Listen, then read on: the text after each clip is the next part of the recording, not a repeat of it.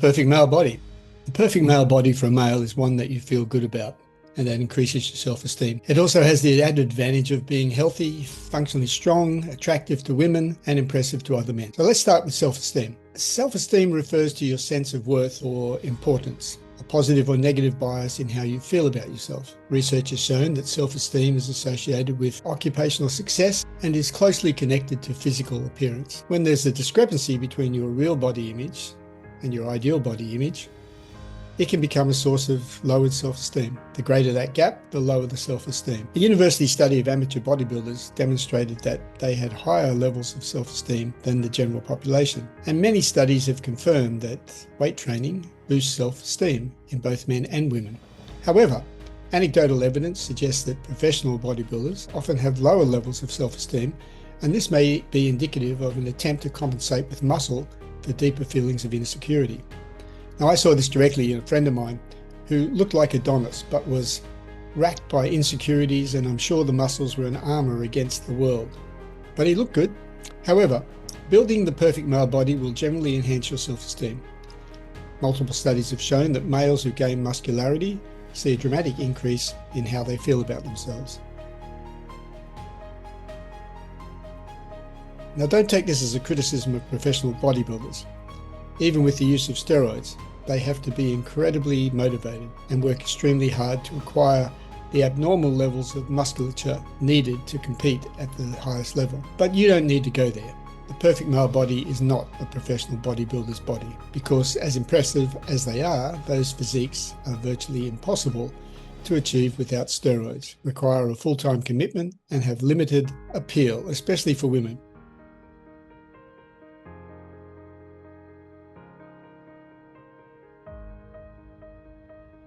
Evolution has created in women a desire for a certain body type, and it's not the extreme represented by professional bodybuilding. Now let's talk about evolution. Male muscularity was an important contributor to success in hunting and combat among our ancestors. Success in physical confrontations is dictated by two key factors: muscle mass and strength. Now, women find physically strong athletic men to be the most desirable. Researchers have argued that upper body strength is an adaptation to the problem of confronting and defending against large prey and other humans, and that the body parts most critical for this are the arms, chest, and shoulders, although good legs for running away wouldn't hurt either. So it makes sense from an evolutionary perspective that men and women have evolved mechanisms to appraise these body parts, especially. The perfect male body will trigger these evolutionary responses in both sexes. For women, this ability was important for selecting a suitable mate who could provide security and attain resources.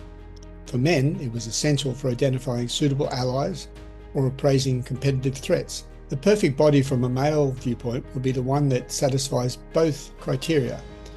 In our evolutionary past, these criteria would have aligned fairly well, but today there's a significant discrepancy between the body preferred by women and the body preferred by men. Anthropological evidence indicates that violent conflict amongst our foraging ancestors was a large enough problem that it became a major selection pressure, especially on males. In some indigenous societies, a third of adult males are reported to have died violently. Some estimates for Australian Aboriginal populations suggest mortality rate per capita that exceeded those of the Second World War. At the extreme end, rates of violent death as high as 59% have been recorded among certain Amazonian peoples. Research has shown that both men and women can accurately assess adult men's physical strength by evaluating upper body musculature, and that these assessments correlate with a man's actual fighting ability. Anatomical evidence supports the view that, for ancestral humans, the single most important factor driving the ability to use weapons, hunt, and inflict costs on an opponent was upper body strength. No wonder then that both sexes have a built-in ability to estimate strength and fighting prowess from a visual inspection of a man's torso. The perfect male body will be well developed, predominantly in the upper body, but will look good and proportional all over. Surprisingly, men and women can also evaluate male strength and fighting ability from facial characteristics alone. A more masculine face equates to greater perceived strength and fighting prowess because the same testosterone that shapes the face also shapes the body. So from an evolutionary perspective, the upper body was important for competition with other males and also for respect. Whether out of fear or admiration, this is still the same today. A key component of the perfect male body is its ability to attract women. But here's the good news. Women weigh up a range of factors beyond your appearance, so you don't need a perfect body to be successful with them. That said, the right build will boost your confidence and improve your chances, especially for short-term attraction. The physical requirements women are looking for are actually different from what most men believe. And an improved body will certainly help your chances, but it's not the whole story. In one study, men rated their ideal body as being about 28 pounds, that's about 13 kilograms, more muscular than themselves. They also estimated that women preferred a male body about 30 pounds, 13.6 kilograms, more muscular than their own. In reality, numerous studies have found that women prefer an ordinary male body, either without added muscle or only somewhat more muscular than average. A study showed that women rate muscular men as sexier, more physically dominant and volatile, and less committed to their partners than non-muscular men. Men with moderate muscularity were rated as the most attractive overall.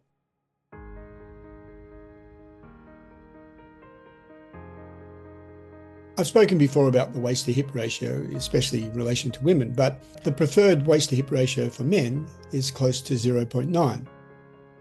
Men with a waist to hip ratio closest to 0.9 report more sexual partners, more affairs, and an earlier age of first sexual intercourse.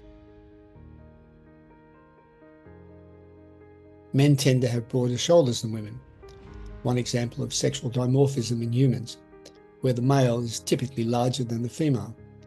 Shoulder width is associated with higher levels of testosterone during development, and there's a strong correlation between shoulder width and male attractiveness. Women find men with moderately broad shoulders and chests attractive as long as they're not overly muscular.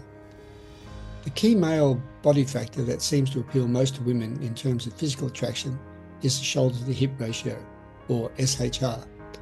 Large shoulders easily advertise a man's physical strength, which in evolutionary terms may signal a greater ability to protect and defend.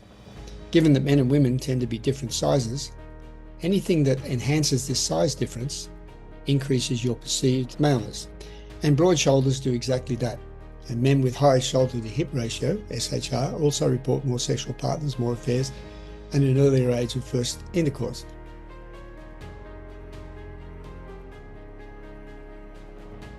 A higher shoulder to hip ratio also means you'll be perceived as more socially and physically dominant.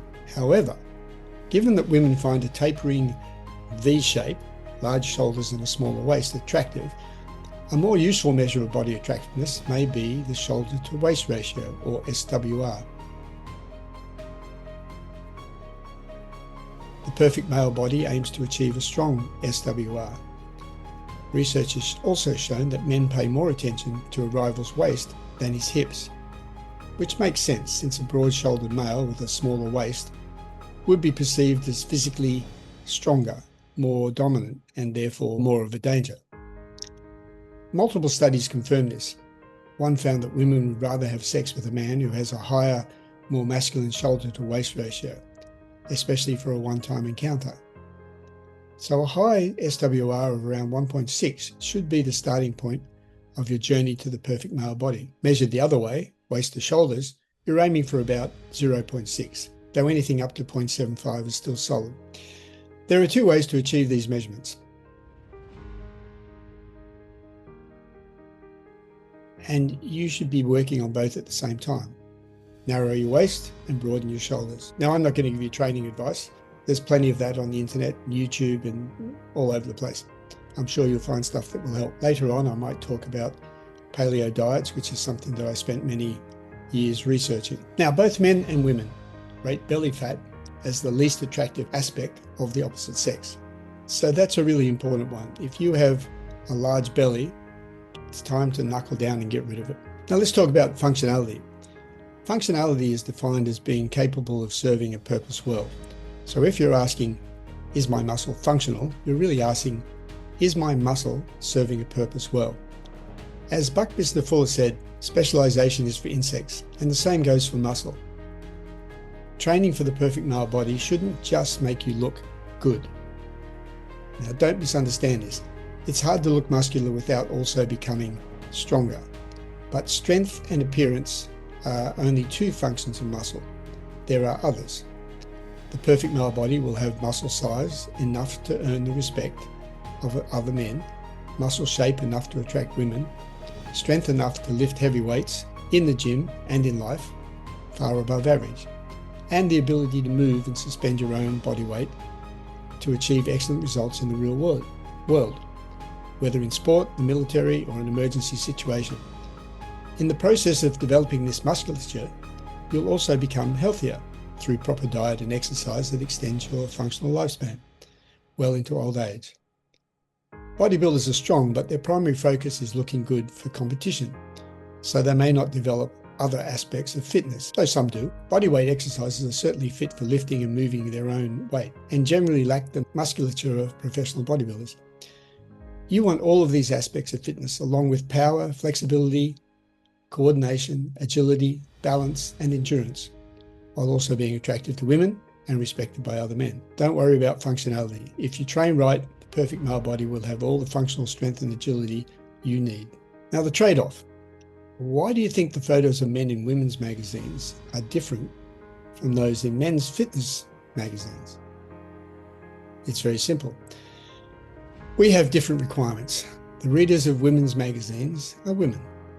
The readers of men's fitness magazines are men. So the perfect male body is going to be a trade-off between a male perception of what is impressive and a female perception of what is attractive. The men in women's magazines are considered by women to be their ideal sexual partners, not the men in men's fitness magazines. Maintaining muscle mass is metabolically expensive. It requires a high caloric intake to build and sustain it. It was commonly believed that 50 to 100 calories a day were needed to keep an extra pound of muscle alive, but more recent research suggests resting muscle only requires about 5 calories per day, though that's after the muscle is already built. Building muscle takes time and energy. Increasing muscle also decreases the cooling efficiency of the body, impairing your body's ability to regulate temperature. So there's a downside to too much muscle. The perfect male body takes this into account. It's muscular enough to attract women, earn the respect of other men, be strong and healthy, and takes the minimum time out of your life to achieve. Your body will only create extra muscle in response to demand.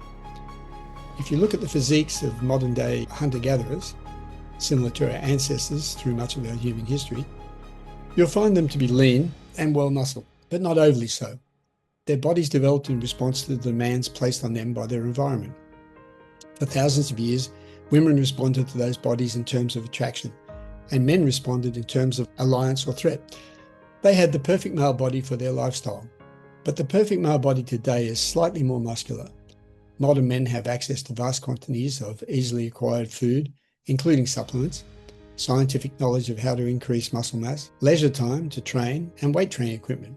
Modern men are also in competition with other men who are all influenced by Western cultural role models of fitness and health. This leads to a more muscular ideal than hunter-gatherers could sustain, but nothing approaching the steroid-enhanced professional bodybuilder. I differentiate these from natural bodybuilding competitors. You might think the modern Olympia-level bodybuilder with musculature enhanced far beyond the average male would have the perfect body on the basis that more is better. You might also think that as his muscle mass increased, he'd become increasingly attractive to women, since theoretically he should be able to provide greater protection, increased hunting ability, greater dominance, and attract more alliances. Unfortunately, this isn't the case.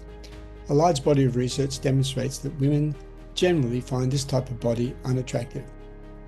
Why? Some traits are fitness cues because they demonstrate that a male is in good condition. The idea is that males who display traits that are costly to maintain, like the peacock's tail or the lion's mane, are attractive to females precisely because they are costly and thus demonstrate that the male is in good enough condition to produce them. High testosterone levels suppress the immune system, but are also associated with muscularity. A male with higher levels of muscularity is demonstrating that he has high testosterone and is capable of producing muscle in spite of the costs. Up to a point, this increased muscle is attractive. However, although women perceive muscular men as sexually desirable, they also see them as less trustworthy, less likely to commit, and more volatile and threatening. So an extremely muscular male, such as a professional steroid-using bodybuilder, may well be viewed as having more of these negative traits and therefore not be seen as a good option by women. It could also be that they fall too far outside the normal human range of muscularity and are therefore perceived as too unusual. I don't believe this is the whole story, but all you need to remember is this. For women, a moderately muscular body is attractive enough. They rate moderately muscular men as more attractive than men of either low or high muscularity. So the perfect male body, for women at least, is more muscular than average, but not overly so. For men, however, subconsciously and not so subconsciously in competition with other men, a greater degree of muscularity feels necessary.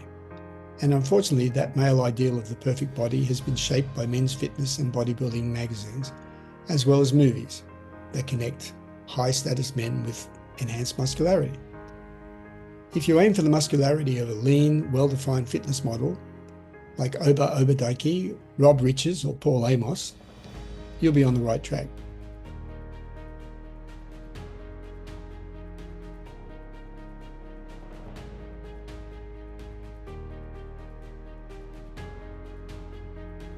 Even if you fall short, you'll still be in great shape.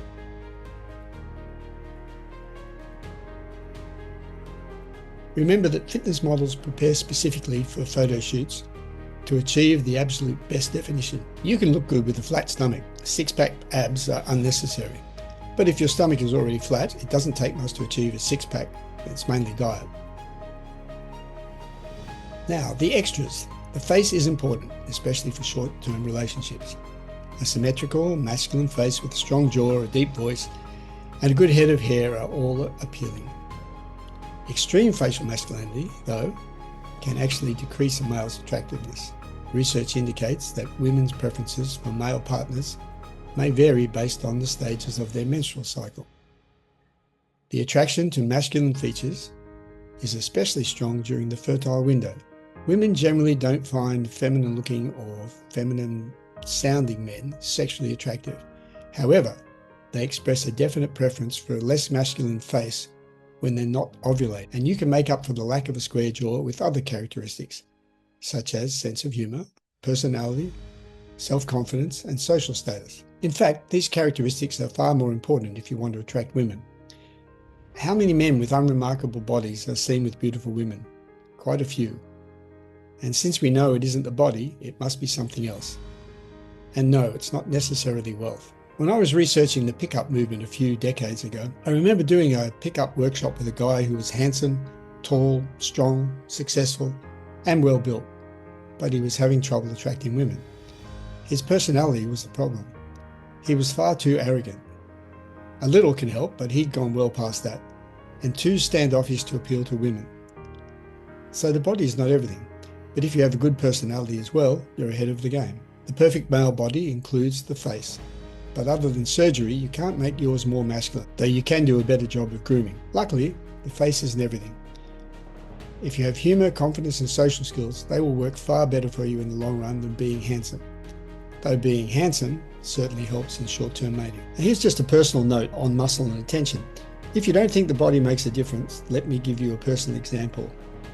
Years ago, I had a fitness website and decided to test steroid supplementation so I could report the results to my followers. Now, I don't recommend them, but they certainly work for building muscle quickly. I ran a 2-month experiment on myself. I put on noticeable muscle and shape in that time, and the increased muscularity, combined with the testosterone in my system, gave my confidence and self-esteem a genuine boost. The feedback from both men and women was immediate and positive. A male friend who hadn't seen me without a shirt on said one day when I came out of the shower, "Wow, you look fantastic." Then I asked a female friend to go clothes shopping with me. She hadn't seen me in a while and had never expressed any physical interest in me at all. We were just friends. As we were crossing the street, I noticed out of the corner of my eye that she was looking me up and down.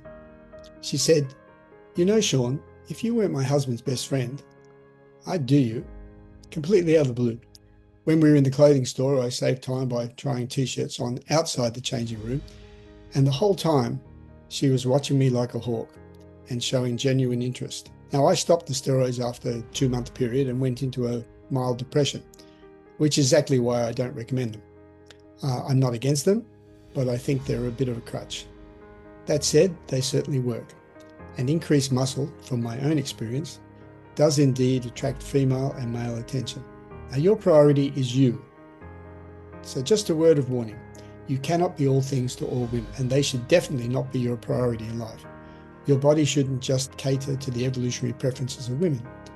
You have other reasons for shaping it. The perfect male body is the one you're most happy with, and that achieves your aims. Follow your dreams, be an individual, and realize that women are a wonderful aspect of life on Earth, but not the only one. They should be people who join you on your journey through life, not be the journey itself. If they're available, great. If not, you're too busy enjoying your life to really notice, and that is attractive. Now here's your blueprint for the perfect male body. Number 1, the waist to shoulder ratio of 0.6 to 0.75. This is your most important number. A tapering V shape with broad shoulders and a narrow waist is the single strongest predictor of male attractiveness to women and dominance to other men. Build your shoulders and shrink your waist simultaneously. Number 2, waist to hip ratio of 0.9, associated with higher testosterone, greater attractiveness, and more perceived dominance. It's the male equivalent of the female 0.7 WHR. Number 3, moderate muscularity, not extreme. Women consistently rate moderately muscular men as the most attractive. The men in women's magazines, not men's fitness magazines, are your visual target. More muscle than average, but not so much that you cross into threatening or untrustworthy territory. Number 4, prioritize the upper body, but don't skip legs. Arms, chest, shoulders, and back are the primary signals of male strength and attractiveness, but training legs hard stimulates overall growth across the entire body, so don't neglect them. Number 5, flat stomach. Flat stomach is a minimum. Six-pack is optional. Women are happy with a flat stomach. A six-pack impresses men more than women. If your stomach is already flat, achieving a six-pack is mainly a matter of diet. Number 6, train for function, not just form. Build strength, agility, coordination, and endurance alongside size. Your body should work as well as it looks, in sport, in life, and in an emergency. Number 7, develop the personality to match. A great body without confidence, humor, and social skills is a sports car with no engine. These traits matter more than your physique for long-term attraction, and they're entirely within your control. Number 8, build the body for you, not for them. The perfect male body is the one you're most happy with. Women are a wonderful part of life, but they're not the journey itself. And I say it again to reinforce the idea. Follow your dreams. Be an individual. And if women show up, great. If not, you're too busy enjoying your life to notice. And that is attractive. My next videos, we might look at the male face and the female face. There's so much in this, so I hope you'll continue to join me.